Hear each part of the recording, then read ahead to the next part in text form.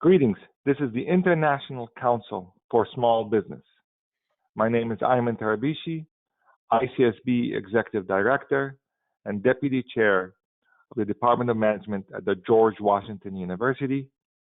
Today's ICSB Exchange webinar is titled Frugal Innovation: How Can SMEs Do Better with Less? I am delighted to have Mr. Navi Raju, Innovation and Leadership Strategist, Silicon Valley, also Fellow, the Judge Business School, University of Cambridge, and the co-author of Jugaad Innovation and Frugal Innovation. Mr. Navi, greetings and welcome to ICSB. Happy to be here. Tell me about this exciting topic, frugal innovation, and especially how it ties to SME. We are just excited to hear what you will be presenting with us today. Absolutely, Ayman. So first of all, I want to thank ICSB for hosting me this morning. And I want to thank all the attendees who are joining us from around the world. And this topic indeed is very timely given the health crisis we are going through. And so the theme of today is frugal innovation, which is really about how do we innovate frugally with limited resources, but also how do we innovate in a way that we create products and services that are affordable and accessible to the millions and billions of people around the world. And particularly, the timing is perfect because, as you know, we are sliding gradually into a recession. And this morning, the IMF projects that we may end up with a recession this year that is far worse than what we have seen in 2008. So a recession means essentially scarcity, right? There's going to be a scarcity of resources of all kinds. So we have to do better with less. That's a necessity for all of us as individuals as well as organizations. But sadly, as we always know, when there is a crisis, economic crisis, generally the SMEs tend to take the full blow, the brunt of it, because unlike large companies, they don't have a cushion, financial cushion to buttress them against these kind of adverse events. So they suffer the most. And that's why today I'm delighted to work with ICSB to show how SMEs, whether you are an SME or you are helping SMEs, learn this new approach to innovation that we call frugal innovation, so you can actually learn to do better with less in these difficult times. Now, let me begin with how this concept emerged in my life. It actually coincides with my own upbringing. I grew up in Pondicherry, which is a former French colony in southern India, and it was a very dry climate, and we had water scarcity all the time. And so me and my brothers would wake up at 5 o'clock in the morning to fill buckets of water, and then we will use a bucket of water each day to cook and clean ourselves. So I learned very early on in my childhood that resources like water are very precious, and we need to learn to do better with less, and that's out of necessity for us. However, I also grew up in a poor neighborhood where I realized that having less doesn't make a person a lesser being. As a matter of fact, someone who has less can actually be very happy. And as you can see in the beautiful smiles of these poor kids in my neighborhood who didn't have a fixed house, but yet had incredible ability to experience happiness in the midst of scarcity. So I learned that having less can actually be, in a way, a source of emancipation and potentially even of creativity. As a matter of fact, I learned firsthand that less can be more. For example, you can see these kids, right, playing in the streets, and they actually use whatever they can find in the streets, pieces of wood or cardbox, to create ad hoc sports articles. Like, for example, they are playing here cricket, which is the national sport in India, and you see the little kid actually just converted cardboard into a protector for his knees. So this kind of ingenuity has fascinated me from the childhood, because I realized that poor people may have very little money, but they have unlimited creativity. As a matter of fact, when you put a limitation on resources, you remove the limitation on creativity. And you see that in wide display in many emerging markets, like in India again. This is Mansukh Prajapati, is a potter by training who has developed a fridge made entirely of clay that is 100% biodegradable, does not require electricity, and can keep fruits and vegetables fresh for many days and milk fresh for a couple of days. So this is actually a fantastic example of frugal innovation, because he didn't look for additional resources. He went within himself to tap into his expertise as a potter to create value for the local community. So you can see that resource scarcity is not actually an impediment, but actually it's a spur for innovation and value creation. And here's another example that shows really the notion of frugal, why this kind of innovation is really frugal. Today, there are millions of babies that are born prematurely around the world. And in the West, we keep these premature babies in incubators made of plexiglass, which require electricity and cost about $20,000.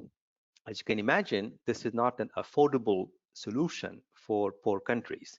So to solve the problem, Jane Chan and 4 other graduates from Stanford University came up with a very ingenious solution, which is called Embrace, which is a portable infant warmer.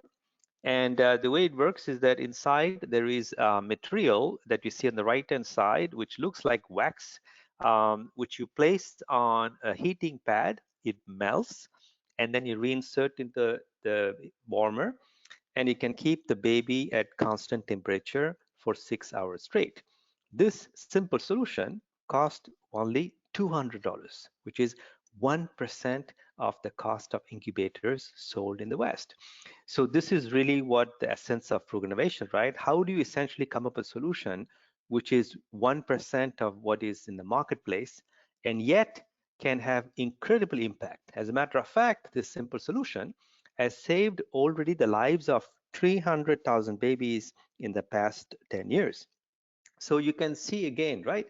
The, the, the value of frugal innovation is not just economic impact, it's also social impact, and potentially could save, millions of lives. And this is exactly why in this midst of the COVID coronavirus you will see today, you will hear today, I strongly think that we all around the world in developed and developing countries have to adopt frugal innovation on a massive scale if we want to, not only save lives, but potentially build a better society.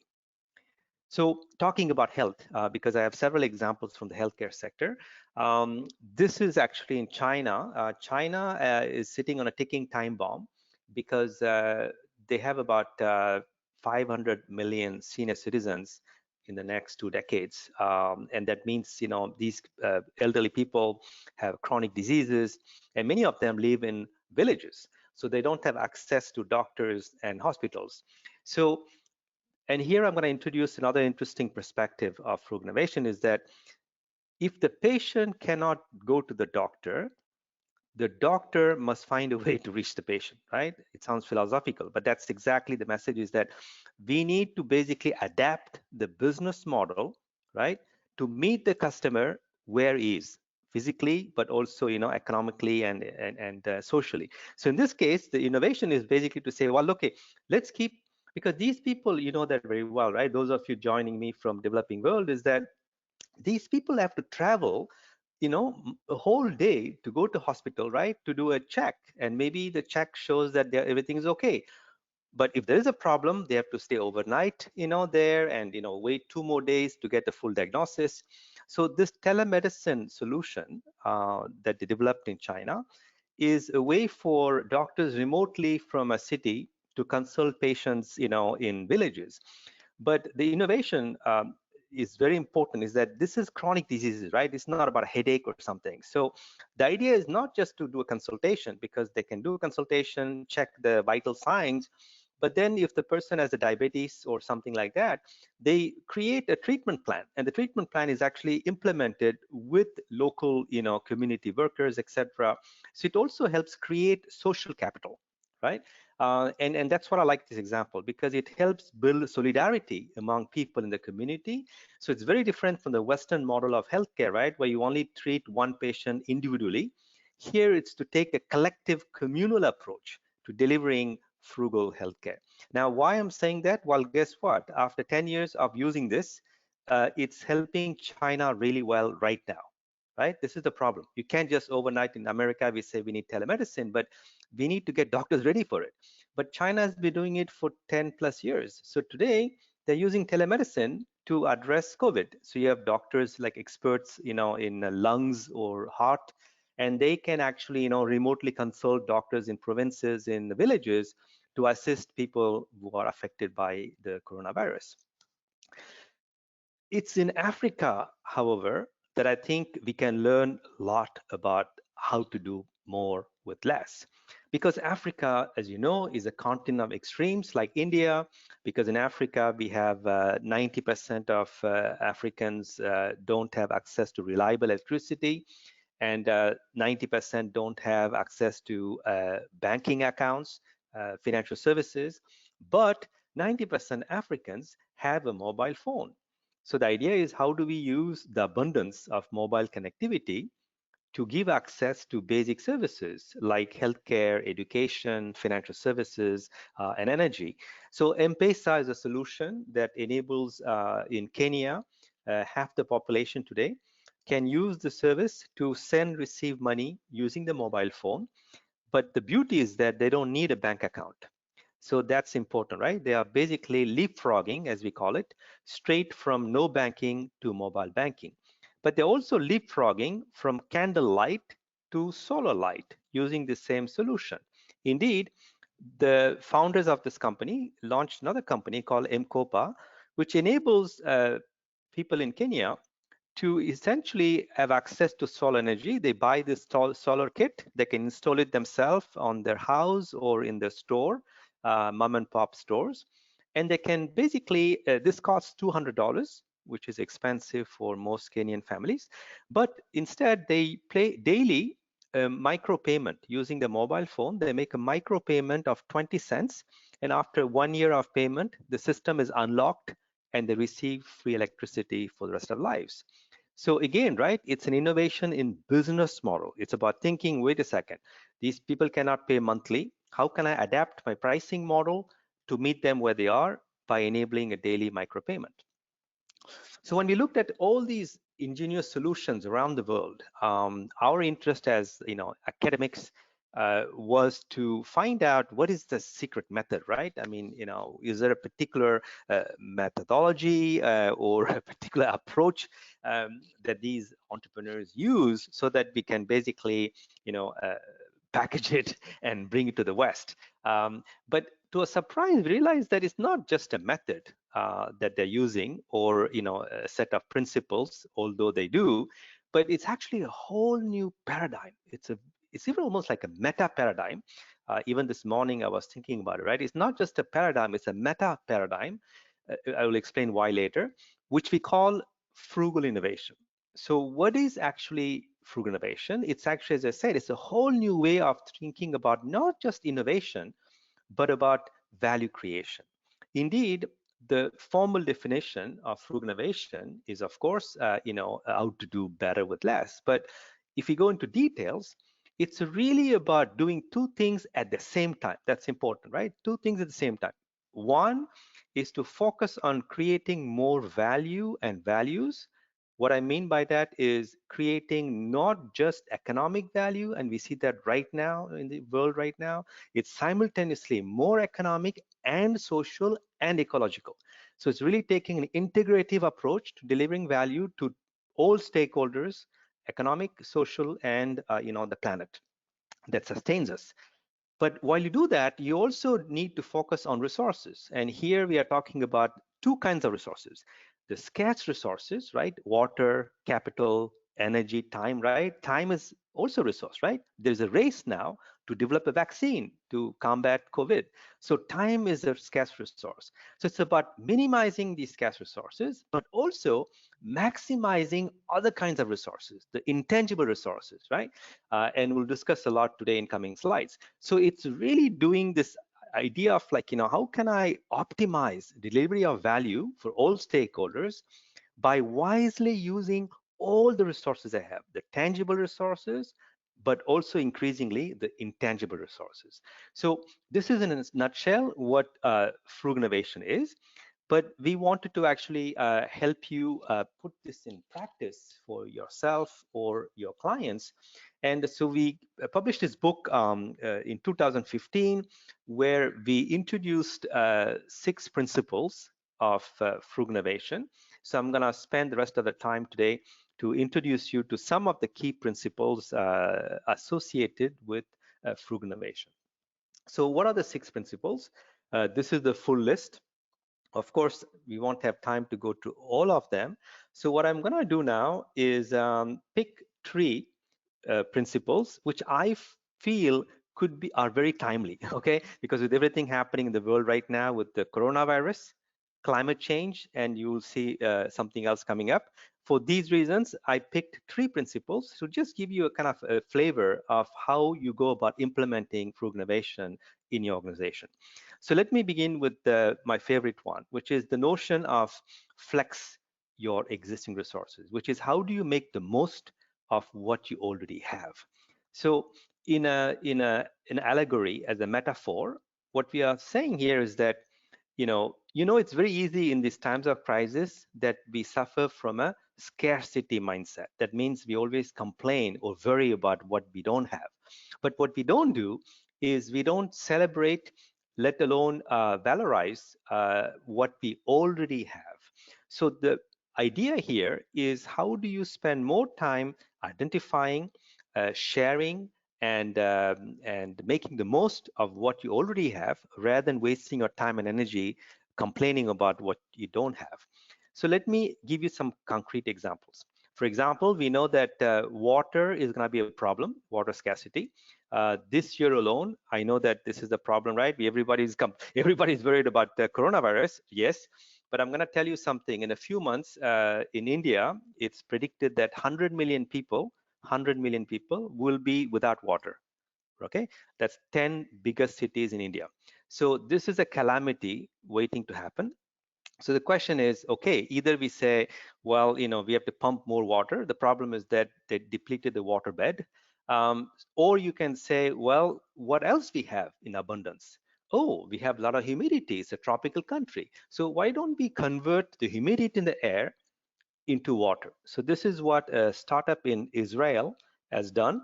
It's called the WaterGen. As you know, Israel is is a big desert, and they are very arid climate.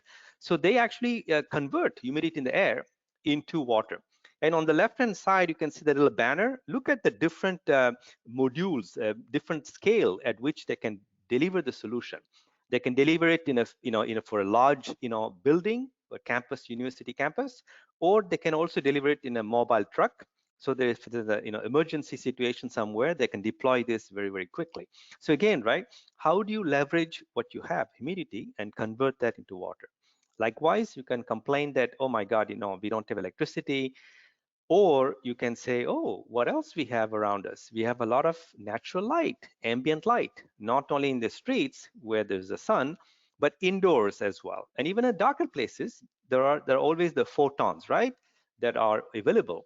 So a startup in France called Dracula Technologies have come up with a very ingenious way where they basically use an inkjet printer to print tiny solar cells that can be embedded into everyday objects like carry-on bag.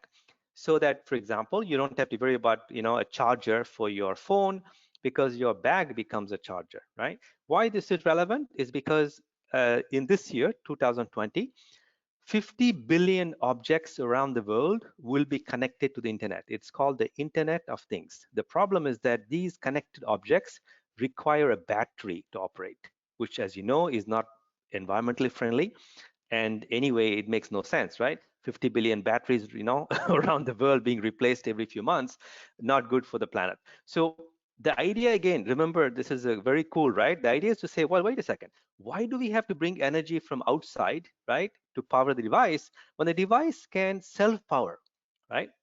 So that's why they're looking for a way to attach these technology to these objects that will be connected to the internet, so the object can be self-sufficient in energy, by tapping into the ambient energy, ambient light. And now we are coming to what's happening in the world, right? There is a shortage of ventilators. So everyone is like scrambling, like, oh my God, like, how do we build more ventilators, right? But one company, startup in the UK, looked around inside the company and said, wait a second, maybe we have some technology within us that we can easily adapt and convert into a ventilator. And that company is Dyson. And James Dyson was an inventor in the UK. Basically, it took the digital motor inside the vacuum cleaners. They're famous for the vacuum cleaners. And they just adapted it. And in 10 days, folks, in 10 days, they managed to create a ventilator. And today they are giving away, 15,000 ventilators, and they plan to scale up the production in coming weeks as well. So again, right, don't reinvent the wheel. That's the message. Look at what you already have as technologies and see how you can adapt it to create new solutions. Likewise, you can complain about not having enough masks, and there's a shortage of masks, or you can say, wait a second, do we have some existing products that maybe we can adapt ourselves, or we can let customers adapt, right? Eric von Hippel in MIT a long time ago came up with this concept of a user-driven design. This is the idea that users actually adapt, the tinker, right? Like MacGyver, the tinker with your products and come up with applications that you yourself as the manufacturer may not have fathomed. So here's an example of that. So some Italian doctors, they're very clever in Italy. As you know, Italy has been hard hit after China by coronavirus. So some doctors in Italy basically took the snorkeling mask used by scuba divers, sold by a company called Decathlon, which is a major sports retailer, and they adapted it into a ventilator and a mask. Okay, so of course, right, if you are Decathlon, the manufacturer, you might be complaining to them, wait a second, this is not supposed to be, you see, right, it's to die, it's scuba diving, not to protect lives. But you see, that's the ingenuity of this company, is that they have been practicing frugal innovation. After reading my book, my first book 7 years ago, they set up a team inside Decathlon to actually teach the employees how to practice this form of, ingenious improvised innovation. So today it's helping them handsomely because they understand what these doctors are trying to do. So they gave the approval. As a matter of fact, the R&D team is working nonstop right now with doctors not only in Italy, but also in Spain to actually adapt their snorkeling mask into life-saving ventilators. So again, the message here is that, being frugal is asking the question, why not, right? Not just why, but why not? Why not adapt a mask used by scuba divers to save patients, right? So kids ask that question, right? Very young, the kids, the toddlers, up to age 5, always do why not, because you see them tinkering and changing everyday objects into new inventions. And then eventually, as we become adults, we stop asking the question, why not? Then we go into why. As teenagers, we become rebels. Why we do this way, right? We fight the system. And then once you graduate, you focus on the how, and then eventually you settle on the what. So this example is important. We have to go back to that original question, the most creative question of all, which is why not? And I think this is what is evidenced by these frugal innovators. So as you can see, right, to summarize this first principle is essentially, the reality is that I just saw the numbers this morning, right? 25% of the U.S. economy, U.S. value creation, value actually has been wiped out, and that's the beginning. Okay, people say that most countries are going to have negative growth this year, so that means that there's going to be an incredible scarcity of resources of all kinds this year, right? Capital, energy, and also natural resources like water, and many parts of the world don't also have new technologies. So the idea is to say, why don't we tap into existing resources? Some of them are inner resources, ingenuity, empathy, resilience, but also other kinds of capital, right? We always think about capital as money. No, there are many other valuable capitals like intellectual capital, social capital, cultural capital, psychological capital. And then how do we use existing technologies? And finally, how do we leverage the diversity of thinking around us to capitalize on these resources to overcome the scarcity of these tangible resources like capital, energy, water, etc. So that is really, the message here is, how do you learn to really flex your existing resources in a time of scarcity? The second principle, which is very relevant today, I know that with the coronavirus, the climate change has taken a backseat, but trust me, it's going to come back with a vengeance as a topic within a few months, because as you know, this decade is declared as a decade of action by United Nations to implement the SDGs, Sustainable Development Goals. So the good news is this, right? This crisis is telling us something, okay, which is, it's called Sustainable Development Goals, right? The S is sustainability. But what's happening right now is that there's a big movement, and this year marks the beginning of that huge movement, a groundswell movement, where people are saying, wait a second, do we need to sustain or do we need to regenerate? Because you see, the term sustainability means that we are just maintaining what exists already. But this crisis is telling us that there are many things in the world right now we should not sustain, right? The kind of leadership we have politically, the kind of business models we have, the kind of supply chains we have, the way we innovate, there are many, many things that are dysfunctional. So why should we sustain these things? Let them die, and instead let's create something new systems, new ways of thinking, etc. And this is called regeneration. It's a term that you're going to hear massively from this year onward. So I just want to introduce you to what does it mean to be regenerative, and more importantly, how can you go about co-creating regenerative solutions.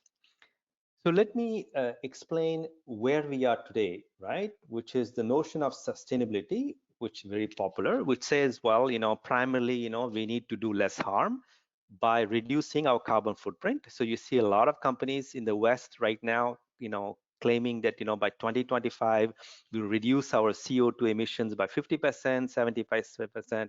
We will become carbon neutral and carbon negative. That's all nice. That's what today's leaders are doing. But within 3 years, as a matter of fact, I will change that. By end of the year, okay? By end of the year, that's not enough. Why? Because we are going to the next level. So the next level has been talked about as the circular economy. Many of you may have heard about it. This is a way of rethinking the economy, which we have today, which is very linear, where we extract raw materials from Earth, we make an iPhone, right, which is made in China, and then we ship it to United States or Europe or Africa. We use it for a couple of years, not even years, maybe months, right, and then we get rid of it. It goes into landfill, creating, more emissions. But the idea is to say, well, instead, if we design products in such a way that at the end of the life cycle, end of the use of the product, if I'm not interested in the product, I can give to someone who disassembles the materials inside and makes a new product out of that. Okay, so this is why it's depicted as a loop, as a circle, because indeed the notion is to design products in a circular way so that nothing goes to waste, nothing goes to landfills. All products can be reused, recycled again. This is called the circular economy. It's being adopted by many companies and countries around the world. And it's predicted that people say that if you adopt these principles on a wide scale, we can unleash almost $5 trillion in economic opportunity worldwide. And we see a lot of amazing innovations in this space. For example, on the left side, these are some entrepreneurs in France who are converting coffee waste. So next time you have a filter coffee, don't throw away the waste, because from the coffee waste, you can come up with 24 to 30 different products like cosmetics, fertilizers, etc., pellets for heating, for example. So these entrepreneurs are finding ways to use coffee waste collected from coffee shops across France into valuable products. On the right-hand side, you see Levi Strauss, the maker of the Levi's jeans, who is now taking, as you know, there's a lot of plastic floating in the oceans, and they are taking these plastic in the ocean and then they recycle it, they upcycle it. That is, they are converting recycled plastic bottles into new jeans. So they can make jeans now with eight to 10 plastic bottles. So this is what's going on right now, right? This is about recycling using the circular economy principles. But the bad news is that this is not enough. As a matter of fact, new data shows that 80% of customers prefer the term regeneration over sustainability, because they think that sustainability, which is, recycling, is nice, but they find it too passive as a term. Instead, they think regeneration is a more active, more life-giving kind of concept, as opposed to just maintaining the status quo. So let me explain, therefore, what do we mean by regeneration is really to do more good, right, on the society, for the society and for the planet. In other words, it's about really enlarging, as a Harvard professor explains it, is essentially that he calls it the ecological handprint. So we have the footprint, and then we have the handprint. So it's about how do we enlarge your ecological handprint by having a net positive impact on the environment. And that's what you're going to see more advanced companies starting to do from this year. So let me give you a concrete example of how one company which has done already for 20 years amazing things in sustainability, is now moving to the next stage, which is regeneration. And before I give the example, this is why I want to show you in the formula, right? Look at this, right? Ecological, I put it in the nominator. Why? Because right now, most people put it in the denominator. They're saying, oh, well, we need to minimize emissions, right? So it's seen as doing less harm, but that's why I provocatively put ecological in the nominator, so that you have to think about how can I simultaneously create economic value and social value and ecological value. So here's the example. This is very inspiring. So this is actually a company called Interface, which is a world leader in carpets, and they make carpets for offices, hospitals, schools, etc. And they've built this factory in Australia, which they call Factory as a Forest. So what this factory does is, yes, it doesn't, doesn't have too much pollution. It of course, is recycles everything. That's nice, but it does more than that. It actually offers positive services to the local community. This is called, in technical terms, it's called ecosystemic services, because nature is very generous, right? If you look in nature, trees, for example, provide a lot of valuable services to the local ecosystem surrounding them. So the idea is to, get inspired by nature to build a virtuous factory. So specifically, this factory generates drinkable water as a byproduct of their manufacturing process, which is offered to the local community. This factory also generates clean electricity using solar panels that is distributed to local SMEs. So again, right, SMEs become the kind of, symbiotic partners of this industrial ecosystem. So this is how you should think about, right? If you're helping your clients, for example, it's like, if they are building new facilities, new factories, is how can these facilities become regenerative, that is, deliver positive services to local community. In the nominator, we also talked about social, right? We talked about ecological, but also social. And what I recommend you to focus on is the fact that, when we talk about social value, we always think about poor countries, right? Well, social innovation and the social business is primarily for, countries in Africa, in Asia, and South America. But it's not true, because in the West, there is a lot of poverty.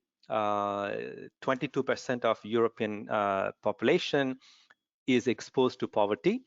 And even America, it has been found that nearly 65% of Americans struggle to find $500 during an emergency. By the way, this data is from last year.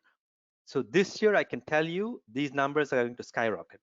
Okay, so that means this is where the frugal innovation becomes very powerful, right? It's really about frugal thinking that says, instead of addressing these issues separately, how to create economic, social, ecological value separately, what if I can come up with a strategy, a holistic strategy, to simultaneously create economic and social and ecological value, right? That's more frugal, right, than investing in 3 different projects.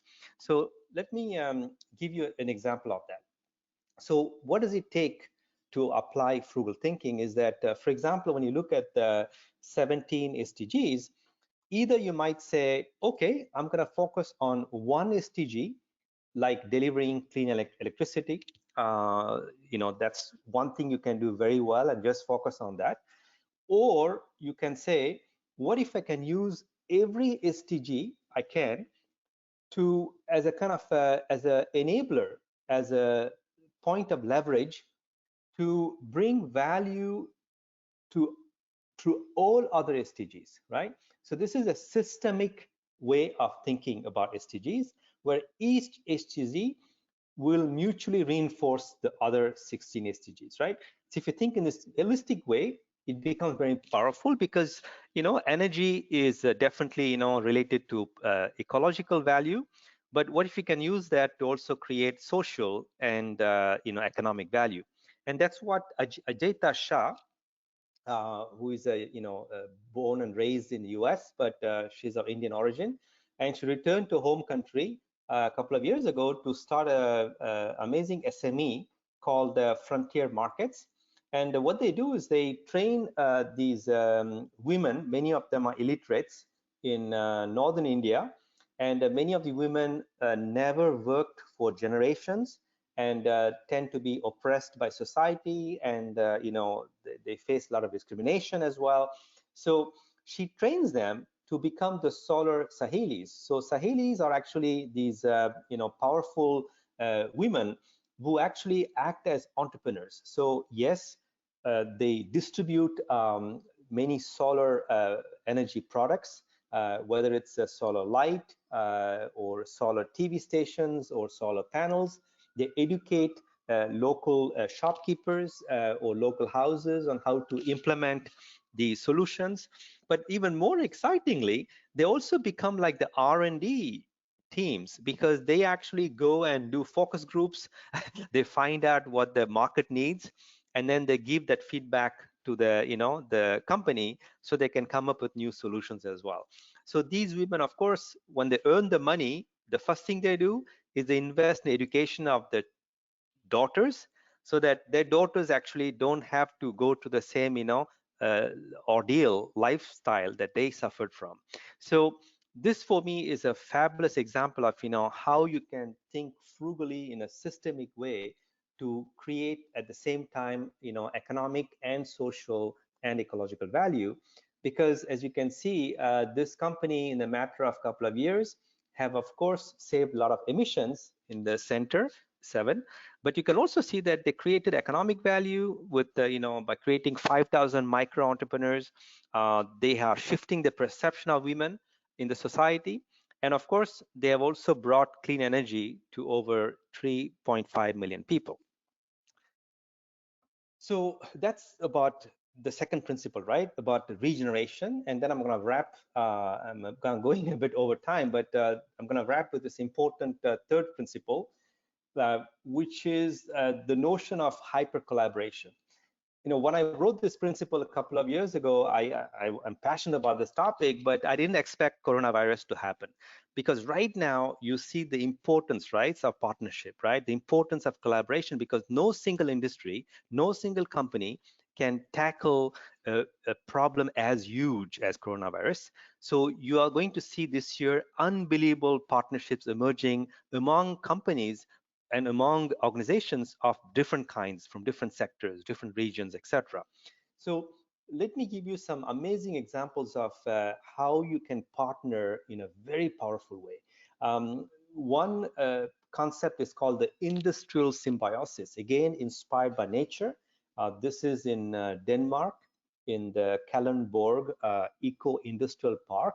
There are 12 companies co-located that share their waste, their water, their energy, their all the resources in a symbiotic way, like a natural ecosystem.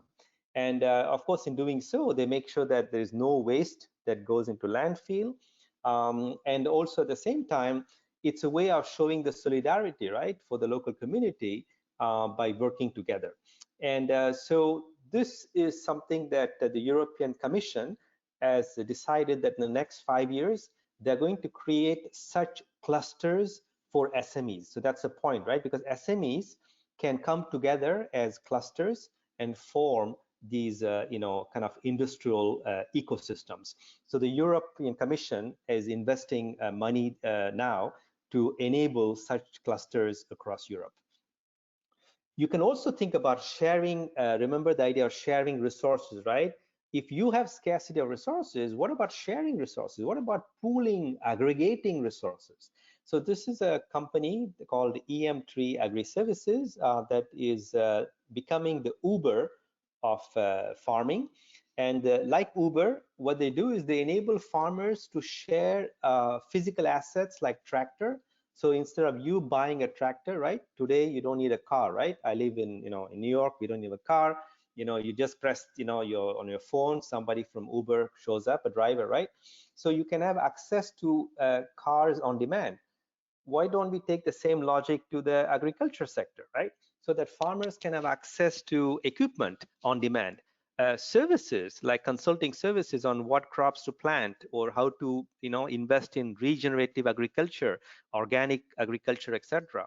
So it's about bringing farming to the 21st century through the combination of technology and a lot of compassion as well. So this is about B2B sharing. We know about the B2C, business to consumer sharing with Uber and Airbnb. We are seeing now the rise of the B2B, business to business sharing economy. Here's another example. By the way, this is so timely because America is really lacking this, also Europe. There is a company called Flow2 in Netherlands, which actually is helping hospitals share the equipment. So maybe there's a hospital in a small town which may have an extra beds, or a CT scanner which is underused, and they can make that asset available to another hospital, so their hospital can send the patients to this other city to get scanned, right? So today we don't have it, and that's why there's a mess right now in America, because everybody is scrambling because we have no visibility into the availability of the resources right now across our hospitals in this country. So this is another B2B sharing platform which is emerging to connect companies so they can share their assets and resources and keep them fully optimized. And we can go one step further and say, this is maybe interesting for you for the SME community, is that why don't we share employees? Now that sounds a radical idea, right? Sharing employees. But think about, right? Today, people cannot, small companies may not have the resources to hire an employee full time, but they may need the expertise of that employee, right? Let's say, artificial intelligence or, sustainability experts. So this organization in France called Venetis, what they do is essentially they hire experts on full-time basis. So they give them insurance and all the benefits as full-time employees. And then they share these employees among their 300 plus members, which are all SMEs, regional SMEs. So it's a very nice way, right, to basically, go from part-time jobs to part-time, sharing of expertise. But legally, the employees have a legal status as a full-time employee, so they get all the benefits of that. And yet they get to work with different companies, which is also good, right? Because they get to be exposed to multiple industries, which makes them even more, competent very quickly. So it's a win-win-win solution for everyone in the community. So this is the kind of innovation we need right now, right? Think about new business models. As we see right now, there are many people unemployed, right? How do we make them maybe available to more than one company, which can hire them on a shared basis?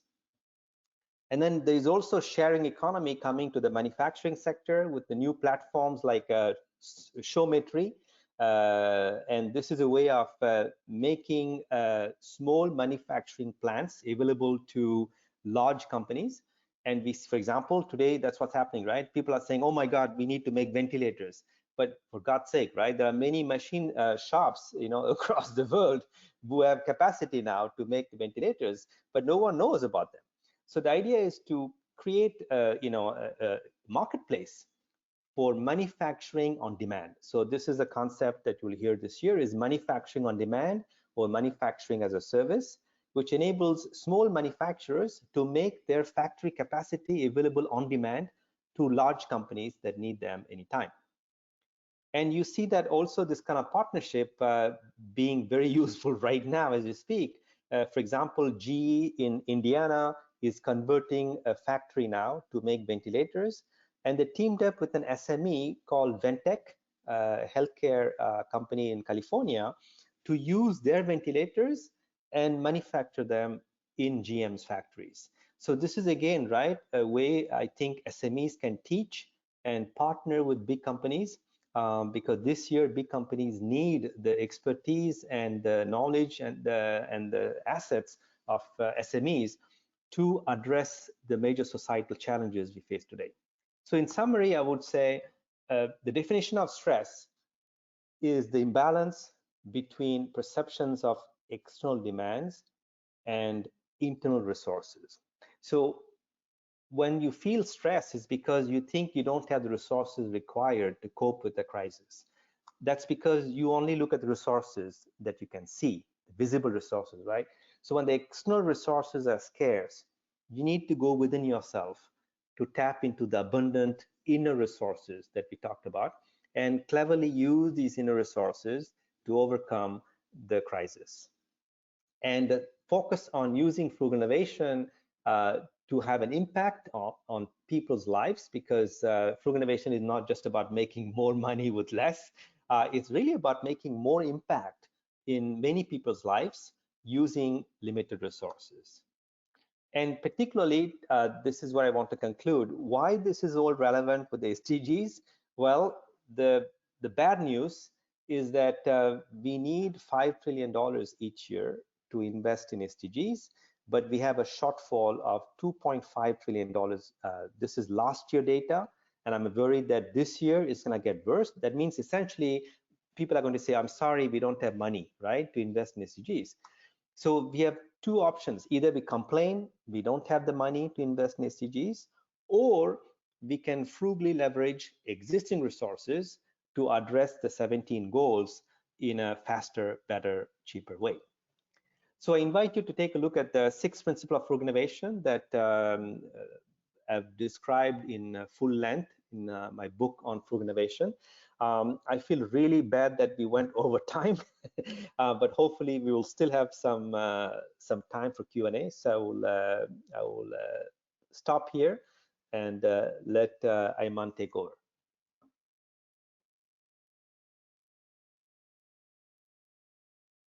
Ayman?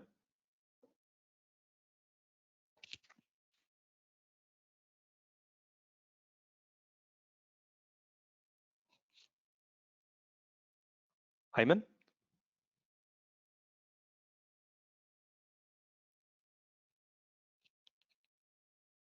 Yeah, can you hear me now? Is that better?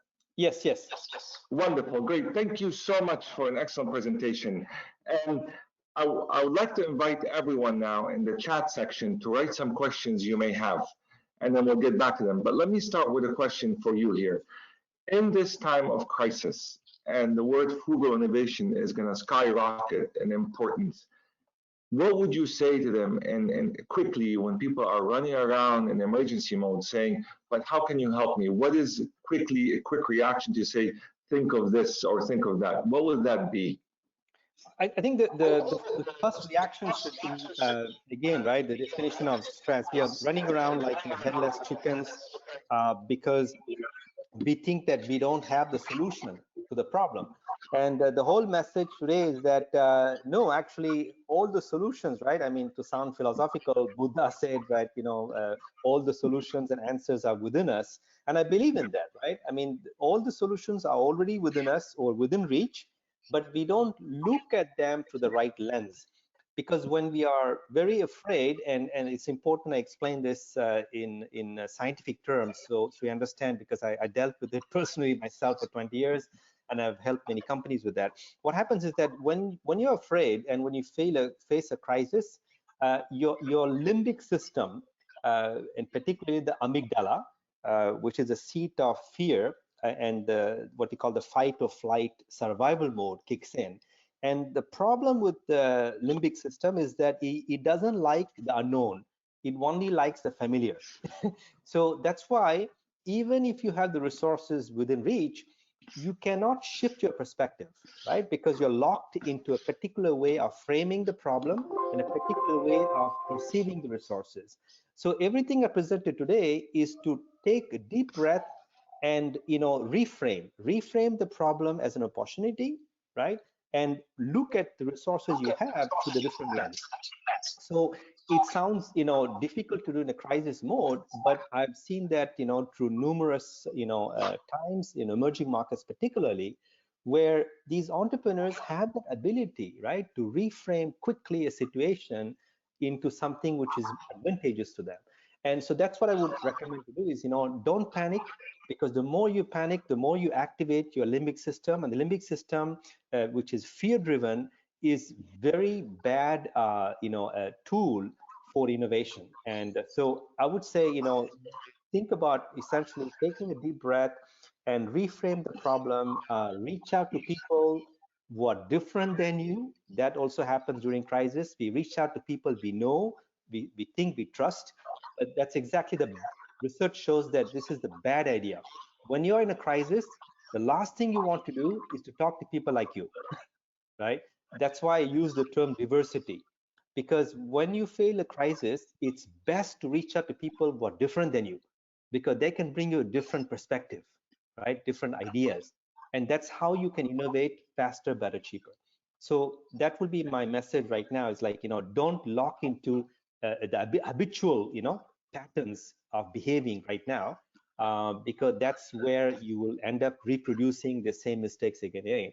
But instead try to do something radically different. I know it sounds scary, you're coming out of the comfort zone, but research shows that even if you do a minimum of that, it gives you the confidence, right, to do even more of that. So watch out for this kind of instinctive need to do something familiar. This is not the time to do something familiar. This is the time to do something radically different. So let me start with some good notes here. It says this was an inspiring talk, and this is just an amazing and also very stimulating. A lot of reviews are coming in with such great comments here. But let me quickly go into a difficult point here, and maybe if you explain that a little bit, that will help here. The question is that basically all innovation as it starts out is frugal. Right? It's when we start, it's always frugal. You always are bootstrapping it. So why is this any different than why do we have to call it frugal innovation? Because we know that everything that starts in a very bootstrapped way. What's your thoughts on that? Yeah. So this is where it's a good question because at the very beginning, I wanted to add the fact that frugal innovation has two dimensions. If you look, let's take the term, right? Frugal innovation. So it means two things. It's about how do you frugally innovate? So that joins the question, right? About, how can I innovate with limited resources? And yes, today I focused more on that. But remember, one of the slide was about the creating social value. So the origin of this concept actually is different. It comes from the emerging markets where people have limited money as consumers. So the idea was, how do you make the solution affordable, right? The term frugal is synonymous with affordability, and that's what we are looking at. How do you do both at the same time? For example, an iPhone which costs $1,000 is not frugal. I'm sorry, right? So, it's only 5% of the world population that can afford an innovation like iPhone. So frugal innovation is to say, can we create a good enough phone? And that's what Samsung, right, the Chinese companies have done, is that they said, well, iPhone is, too complicated. It's too sophisticated as a product. So many people don't need that.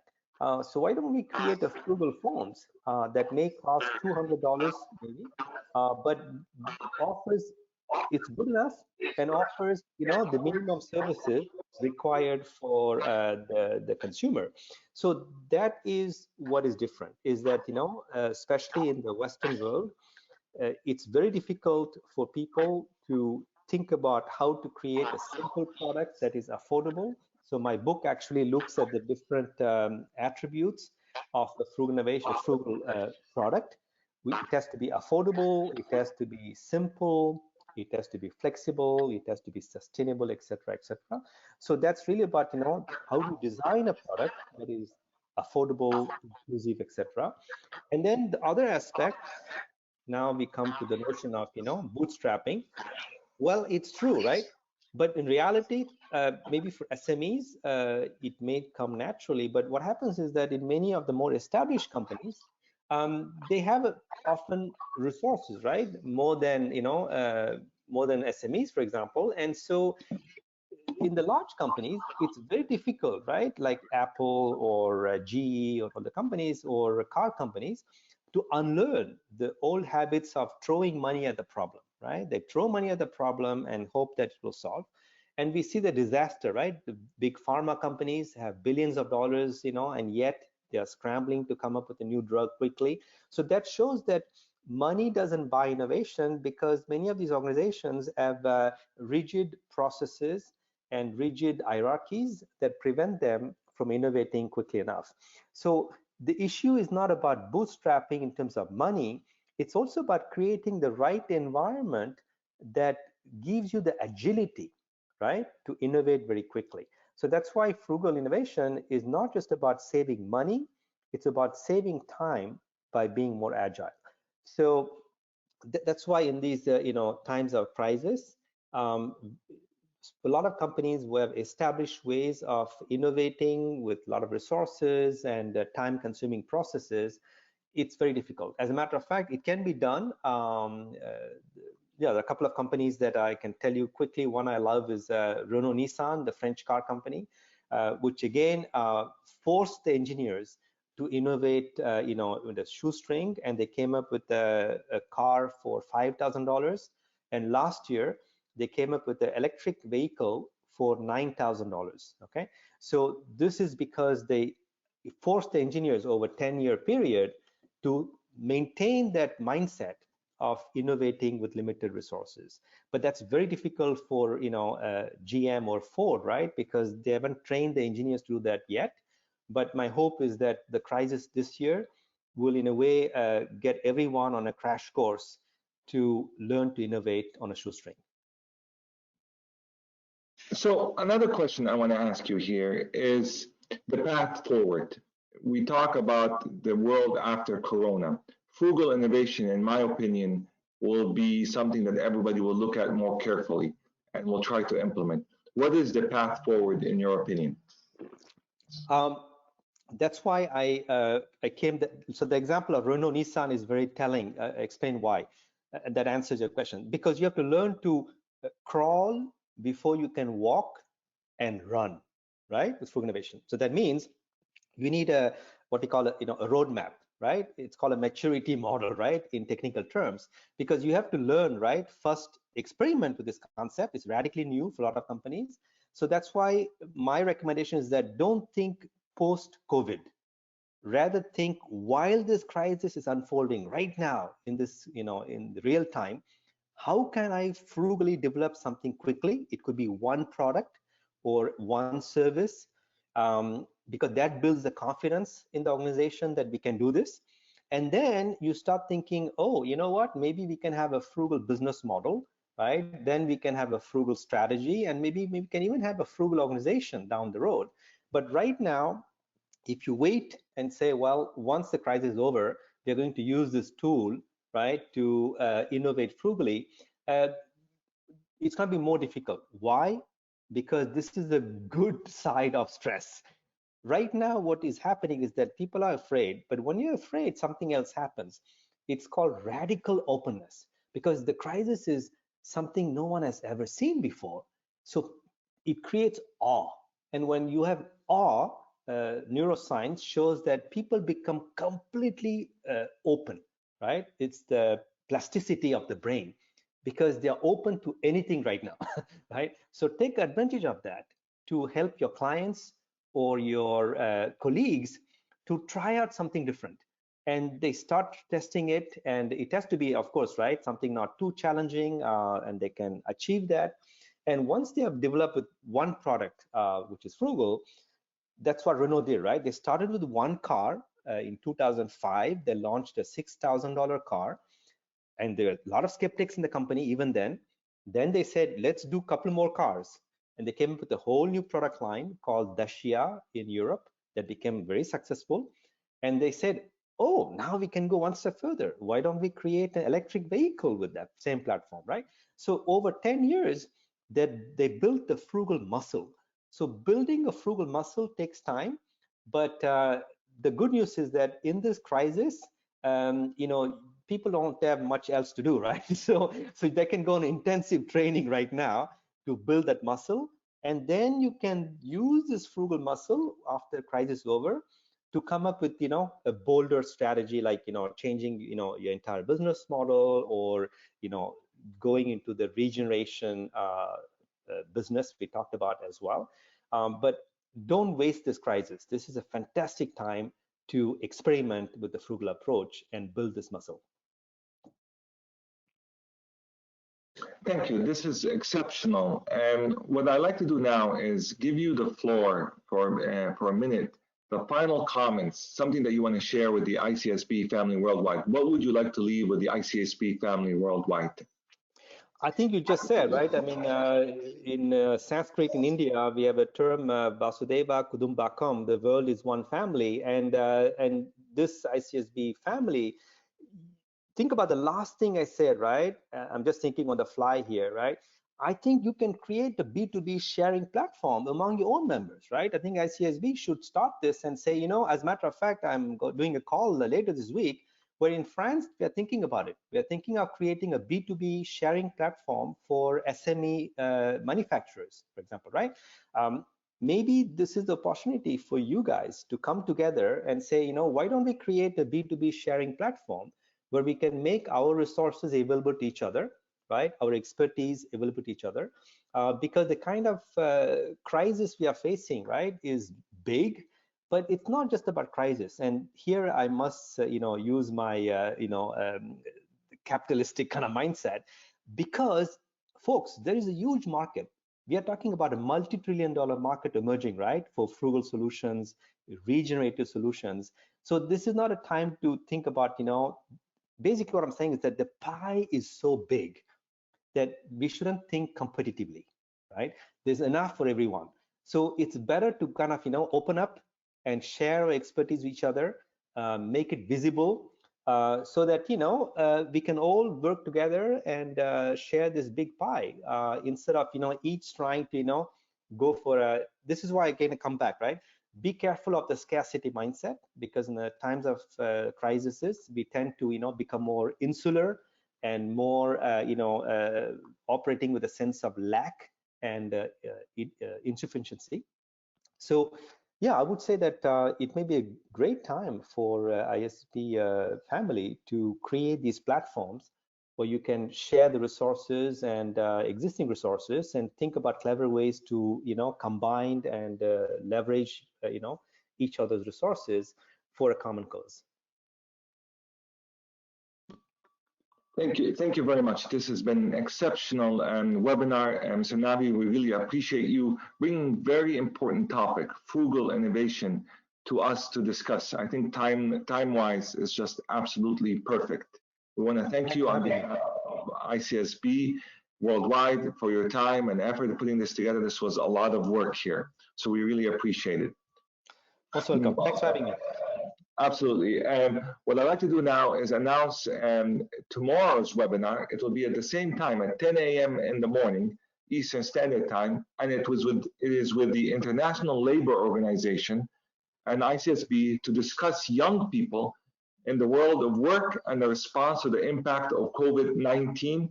This will be an exceptional presentation to talk about what the ILO is doing with the young people, with the youth of the world in terms of this crisis, the COVID-19. So we look forward to seeing everyone tomorrow at the webinar at 10 a.m. Eastern Standard Time. Thank you very much and have a wonderful day. Stay safe and wash your hands.